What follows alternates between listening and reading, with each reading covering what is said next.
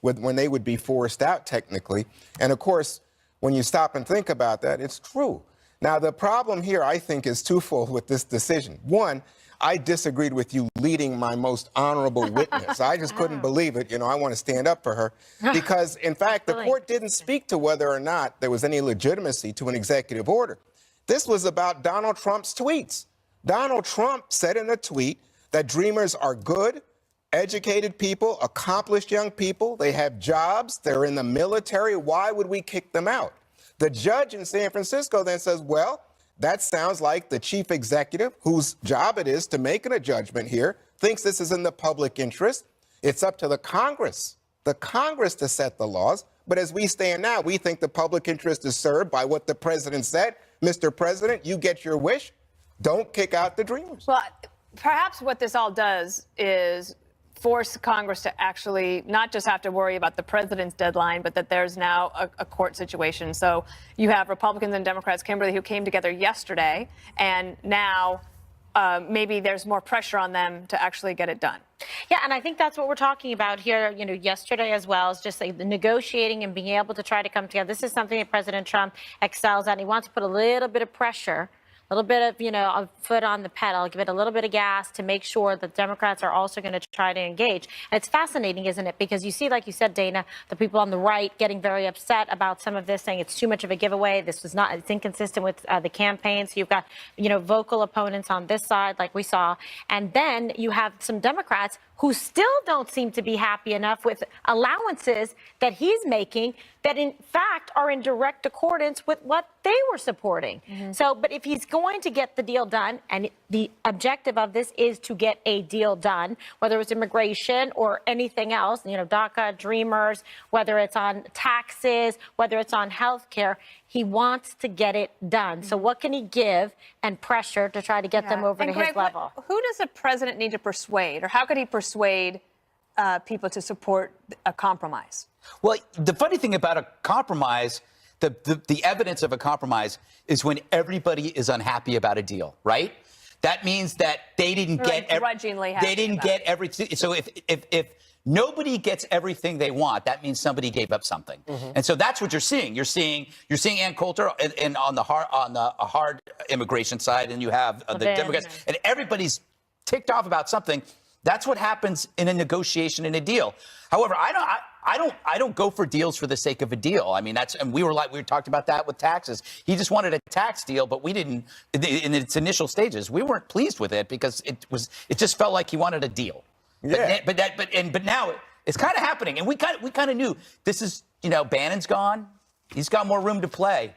Well, we'll see. I mean, right now there's lots of concern that, in fact, you know, Bannon's acolytes in the White House continue to block the deal, but by insisting on the wall, because just today we saw that immigration, people crossing the border now, is at a 45-year low. But he continues He's the wall. He's fine.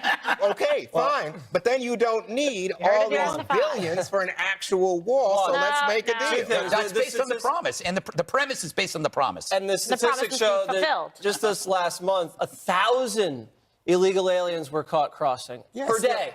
Per day. And those are just the ones that have gotten caught. And I'm sure another 1,000 are slipping by. So the wall, you complained yesterday that it was too expensive.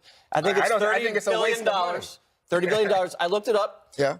Medicare, each year they spend about $600 billion. What are you comparing the wall to Medicare? $600 billion. $30 billion is a drop in the bucket compared to that. Taking care of people who are American citizens who are in need of medical care is this equivalent of the wall? Stopping illegal aliens that end up hurting people and putting them in the hospitals Look, is also very important. You know what? We report, you decide, audience. You tell. Wow. Yeah, I think the audience is going to go here. Yeah, I don't think so. I think people know that if they need medical care, you want security. Oh, yeah, well, you do. Is security what too I'm much saying to you, for you? What I'm saying to you is the Democrats, and this goes back to what you were proposing earlier. Let's have a reasonable discussion. The Democrats want the Dreamers to stay. I think actually President Trump wants the Dreamers to stay, but they're willing to negotiate in terms of added boots on the ground on the border, more security in terms of the drones, the aircrafts, the electronic surveillance. But then Trump comes out and says, no, we got to have the wall because he wants to fulfill this. Because he's a good negotiator. No, because, well, and if I that's guarantee the case, you're going to have wall funding and the Dreamers protected. Well, I'm all What will for end it. up happening is that He'll call it wall funding, and the Democrats will say it's more border security, and everybody will just go home, and it's how you brand it. But the other thing about, this wanting the Dreamers to stay only became an argument now, which means that Donald Trump made that a chit. He made that something to negotiate over, which is now allowing him to make progress on enhancing border control, no matter what you call it. So he actually made something. What? I think it was a Steve Bannon move. Yeah, it might have been. He is a genius. But here was something that was kind of just understood to just be there. Now is kind of like, well, maybe it isn't. And now you have a negotiation. Well, I think that's right. But that's why the Democrats say he created an artificial crisis. But he did it, in your description, I think aptly, as a negotiating tool. But the thing is now, we're up against it. And so you get people like Coulter and Mark Levine and others saying, hey, wait a minute, this is not what you promised in the campaign. But he said he would take the heat. Yeah. He said he likes heat. His whole life's been. Who doesn't love heat, especially in this wintry weather? It's quite cold out. I got to tell you, 30 is the new 70. It really is. All right, when the five returns, a big thank you from South Korea to President Trump for helping bring North Korea to the table. Right back with a Gregalogue. Station on a 4-day, 3-night beach vacation. Deep sea senior. After a DVT blood.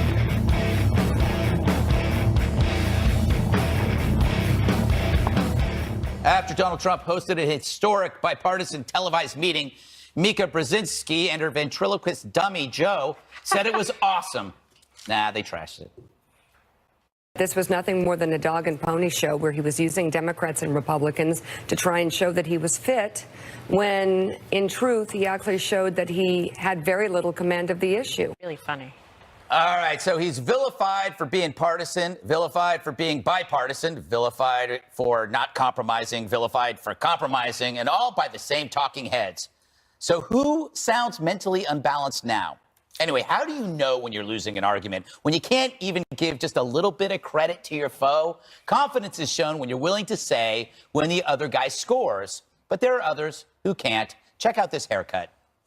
Just days after the release of that bombshell book, Fire and Fury, that claimed some closest to the president have questioned the president's fitness to lead, an extremely rare event playing out on television today. Reporters and cameras invited into a bipartisan meeting on immigration, playing out for 55 minutes on television, showing America the president at work. Yeah.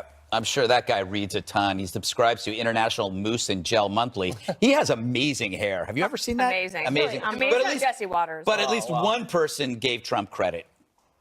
Accomplishment of South-North dialogue was largely credited to President Trump. I would like to express gratitude to him. Isn't that sweet? Moon is over the moon. Now, he could be saying it to flatter Trump, knowing he's a sucker for it, but so what? What would you rather have, a president who seeks credit for a job well done, or one willing to look the other way when a terror group might muddle his legacy? Now, here's something else Trump's not getting credit for. The Small Business Optimism Index is at a record high. You can tell because of the green arrow. See, it's going up. I'm thinking small business optimism is a decent barometer of job approval, more so than what the media or polls tell you. Both get more wrong than right these days. Fact is, small businesses thrive in good times, and now they sense good times. And I should know, I'm a small piece of business myself. Donald Trump commented on his own meeting. It was vintage Trump. Let's roll that. My performance, some of them called it a performance. I consider it work. But got great reviews by everybody other than two networks who were phenomenal for about 2 hours. Then after that, they were called by their bosses and say, oh, wait a minute. And unfortunately, a lot of those anchors sent us letters saying that was one of the greatest meetings they've ever witnessed. And they were great. For about 2 hours, they were phenomenal. And then they went a little bit south on us, but not that bad. So, Jesse, yesterday you have this kind of amazing moment, and then you have this, which is vintage. They sent him letters. And the letters got there the next day. That's pretty quick mail. How could you not love that? I mean, it was great. And it was performance, but it was work. It was work, not a performance. I thought it was great, but this is just the media obsessed with the president's style and not his results. You remember he got mocked for the whole fire and fury and the sanctions. Now they're talking North and South. Yeah. He got mocked for saying he wants to bomb the hell out of ISIS. Now the caliphate's gone. Remember he said he wanted the NATO members to pony up. Everyone said, oh, he's going to pull out of NATO. What happened? They ponied up. So the tax cuts, too. Remember, this is all going to be for the rich. Now, millions of people get a $1,000 bonus come Christmas time. So the workers did benefit. So I wish just the media would be fair. And, you know, you could knock him on the style because the style is sometimes a little erratic. But to his credit, the results are there, and he's going to be judged by those results come Election Day. Dana, I came across this small business index. I won't say where. But Scott Adams' blog. Oh, here we go. Wow. Yeah, Yes, but there's a story conveniently overlooked. That's kind of a big deal, right? Well, I mean, I don't know. I feel like the economy is covered every single day. But this is the first I ever heard of the small business index being at an all-time high. Shouldn't that be all over the place? Yes. Thank you. All right, now you can go on and talk about anything else. No, I mean, the economy is obviously fully recovered, and people are seeing the benefits of it. And part of it is just a feeling. I mean, as much as you want for someone to actually get credit and say, like, yes, you got credit, there is that, but it's more important that people actually feel it. And I think that when the economics catches up with the people's feelings about the tax cuts, that the Republican Party and President Trump will benefit. But most importantly is that the worker benefits, especially if wages start to go up. Kimberly, So I know that Juan thinks that the whole North Korea thing was just baloney, but that was pretty... Guess what? Oh. But why question the intent? It's better. I mean, like, if that didn't happen... How is this a bad thing? Yeah, that's I don't understand. Like, why Well, can't it might just, be. Accept? Well, no, I think it's good that he's getting praise because we're saying, look, we're working cooperatively, and ultimately we want to go against North Korea and get them to knock it off. So the more partnerships that we have and coalition building and support that is verbalized internationally, I think it's very good for the United States. I think it's something that's very powerful and that's something that the president can use as an asset. I see it from that perspective in terms of, okay, give me your voice on this so that we can then spread the word. So it's not just the president always having to like stand alone on this. You know, Juan, if you just admit that there are one or two good things about your adversary, doesn't it make your other criticism look more valid? I think so. Okay, so here's your chance. One or two things, Juan. Here we go. Maybe just one. Okay. I love your hair. Thank you. Not about me. What about you? Who has better hair? Well, him no, I don't know. Muir? What's his name? David Muir? Muir? Yeah. But Trump's hair is pretty good, man. Yes, it is. And it's real. Is it real? It's all real. Oh, because there were mean your lots of hair? reports of like surgeries and comb overs, but you think it's real. Well, I know it's real. I've seen someone You pull want it to on focus on television. Trump's hair rather than deal with these incredible But victories, here's the Juan. thing. Here- I understand. No, because Here's you know what they what? do. You had the right notion, which was flattery will get you everywhere. And with Trump, that's proven every day. So what you get is President Moon, who has said previously, Over the we should moon. be negotiating with the North. We want the United States, and we want to talk with it. The president said, don't do it. He imposed those sanctions, et cetera, to punish them. Now, here comes President Moon, and he says, oh, you know what, Jesse? Your hair is just divine. You just look marvelous. So what? And What kind he of accent distracts, was that, Juan? I don't know. I'll take it. But he distracts Jesse, my friend Jesse, from the fact that is suddenly the alliance, which was the U.S. and South Korea against North Korea, is now They hadn't divided. been speaking since 2015. Correct. And because of the fire and fury rhetoric and because of those tough sanctions, the North now came to the table and are now speaking with the South. Oh, yeah. That's a good thing. You know what's interesting here is that Greg would suddenly be looking at that. I don't want to insult the guy, but what did Trump call him? The little nut or something? Rocket Man? Little rocket man. Now, suddenly the little rocket man is the one who's going to determine whether or not Trump is a good negotiator. Come on, guys, give me a break. Be honest. So there have been no sanctions, no enhanced. China has not taken. Let me tell you. None of this stuff happened in the fantasy world. Oh, did China come along? Has China really pushed I think hard? that- Exports from China to North Korea down 30%. Yeah, but remember when the chocolate cake was on the breakfast table and we said, oh, yeah, we've got it. Now, China is going to really hit them hard. Now he says China hasn't done enough. That's what the president says. That's good. Oh, you well, should no, be no, saying no. that. You want the president of China to do more. Right. He's Never good putting enough for one. pressure. He's putting President pressure. Trump tearing into sneaky Dianne Feinstein. That's his word as the dossier drama deepens ahead. Sneaky.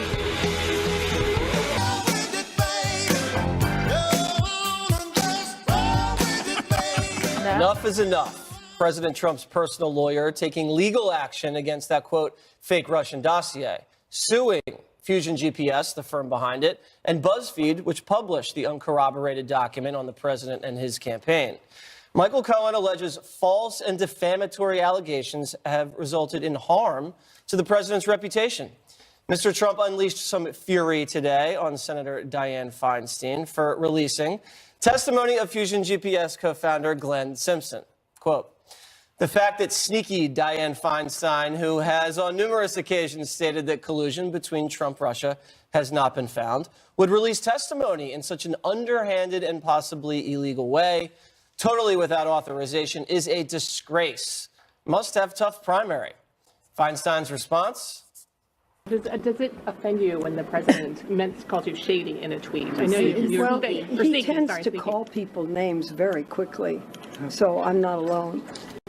Okay, so sneaky Diane, that's a great nickname. Yeah. But what do you think about this new lawsuit? All right, here's something interesting. So yesterday, this 312-page document drops and everybody's running around. Oh my God, this is the biggest story. Thank you, Diane. That was on Twitter. Every reporter was thank you. Now it's the next day.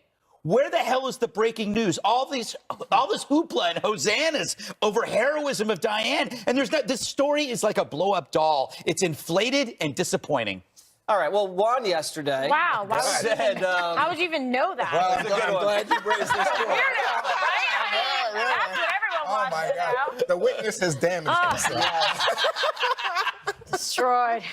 Okay, moving on from blow-up doll onto the dossier, which there were some interesting connections there. Juan said yesterday that the dossier some of it was true. Our brain room looked at it, Juan. Oh, my God.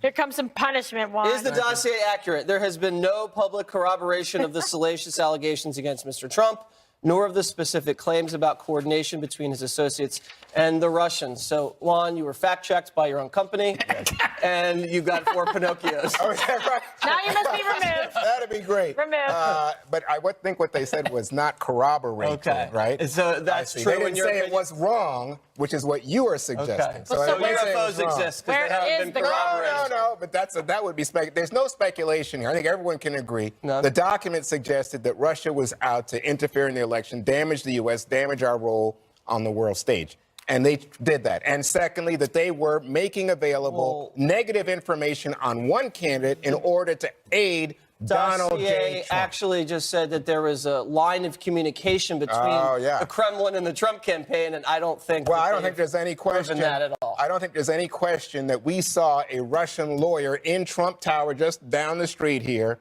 meeting with Don Jr. Did you miss that? That wasn't in the dossier. Oh, I see. Okay. Kimberly, I see. Do you think, slapping BuzzFeed and GPS with this lawsuit, it's a $100 million lawsuit, do you think that's going to have any effect? I think this is what, President Trump does, and his lawyers are very aggressive. They've been successful in the past when they've brought suits, when the First Lady was maligned and defamed, and then they did get a settlement there. So if it's something he cares about, it might also be obviously a bit of a legal, tactic, etc. But he's putting himself on the record to say that this was, incorrect and that this was inappropriate, and so he wants to call him out to task. I mean, this is what he does. He's done this 100 Does it open million him up times. to discover? Would that require discovery then? Yeah, well, that's the other edge of the sword. You can do this, and then what happens is you can compel discovery back on the other side, unless at some point he decides to drop it or it goes away. I'm sure they have a strategy because they wouldn't risk, I would assume, exposing themselves to that kind of reciprocal discovery. But I just show think me it yours, might I not, show you mine. I just don't you think this might not go in here? Because, he's the president, and Michael Cohen is his lawyer. So they're very public people, and I don't understand how, therefore, there's any grounds. Well, because you're saying that the president, he wasn't the president then, but Donald Trump hired prostitutes and they peed on his bed in a hotel room. Look. And that was the allegation in the document. Oh, that's the most serious allegation? Slanderous and salacious and would, I think, bring a lot of harm to someone's reputation. That's why I think you slap him with a lawsuit. That's the most serious allegation? Well, that was the one that got a lot of buzz in the BuzzFeed article. Dana, wrap it up with class. Yeah, Dana, why don't you do your best to fix one of the things that happened is that Senator Grassley, who is the counterpart to Dianne Feinstein, his complaint about the leak was that he wasn't necessarily concerned about what was going on. Oh, jeez. He wasn't concerned about what it might say about the president. That he was concerned that it would dampen the possibility that other witnesses would come forward and testify. Help me out here, people. And that would include, in his words, Jared Kushner. Yeah. Kim Strassel of the Wall Street Journal, who's written a lot about this and is super critical of Fusion GPS, and I'm not necessarily saying not for good reason. She finally said today, this is all silly. What we should try to do is have anything that can be declassified in that dossier, just release it all so that the leaking back and forth stops. And I'll stop there. Okay, with that. You all. And that is how the Five cleans it up. On actor Robert De Niro. He lost it again last night, kind of like us, unleashing another epic expletive-filled rant. Up next.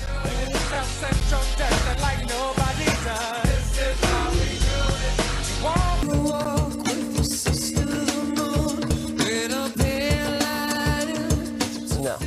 There was barely a mention of President Trump by his haters in Hollywood at Sunday's Golden Globe Awards. That wasn't the case last night at a different awards show where Bobby De Niro went wild. Hopefully there weren't any children in the audience. The world is suffering from the real Donald Trump. This idiot is the president. It's the emperor's new clothes. The guy is a fool. Our baby in chief has in chief, I call him, has put the press under siege. All right, what happened there?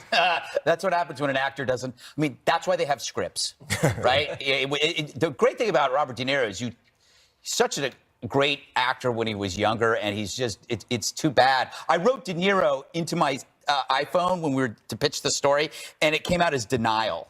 You know, it corrected for denial, which makes sense because his emotional perspective is causing him to deny the world in front of him. If you cite facts about what's going on, he thinks we're in this dystopian hell.